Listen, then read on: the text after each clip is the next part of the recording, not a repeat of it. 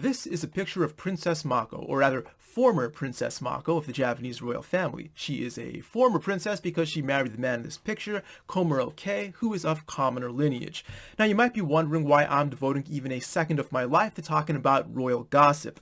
Well, it's because Komuro here just failed the New York State bar exam for the second time, and everyone I know in Japan who actually does care about the royal family keeps asking me whether the test is actually that hard or if Komuro is really that stupid. My answer is none of the above, actually. My assumption is that Komuro is just not that good at English. Now, the bar exam has a reputation for being difficult, and deservedly so, but I'd say it's difficult to study for, not necessarily difficult to pass if you've studied thoroughly. There are a lot of material that you need to cover, but there are also well-established, systematic ways of studying it all if you're willing and able to put in the necessary time. For example, if you take a reputable bar exam preparation course and study the way you're directed to, you really should be able to pass. Alright, here are the stats. From 2021, 86% of first-time test takers from ABA law schools passed.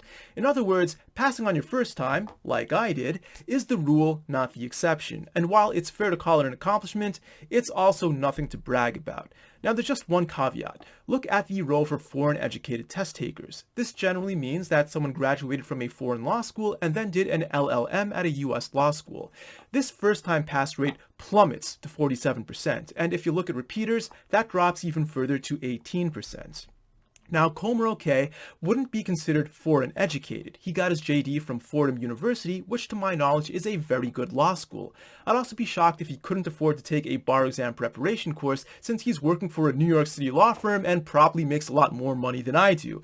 My assumption is that he failed for the same reason as many of the foreign educated test takers. His English isn't native level, and any disadvantage in language skills can make an otherwise passable test exponentially harder. I've only found one clip of him speaking English as part of Law School Podcast, and he didn't seem to be natural at all. Now, maybe he's actually great at written English. The Japanese education system tends to produce people who are much better at reading and writing English than speaking it. But if your speaking is far from comfortably fluent, odds are you're not capable of writing at the level expected of a lawyer. So Komuro's biggest obstacle is likely his general English ability, and that's hard to improve dramatically in a matter of months for the purpose of taking a high-level test. And there's no limit to the number of times you can take the test, so I guess he's just going to keep on taking it until he passes, which sounds like an absolute nightmare. Someday, maybe about a decade down the line, I would like to take the Japanese patent bar exam, and I can't imagine things going any better for me than things are going for him right now. Regardless, he did marry a princess, and he got a good job at a New York City law firm, so it's hard to feel too sorry for him.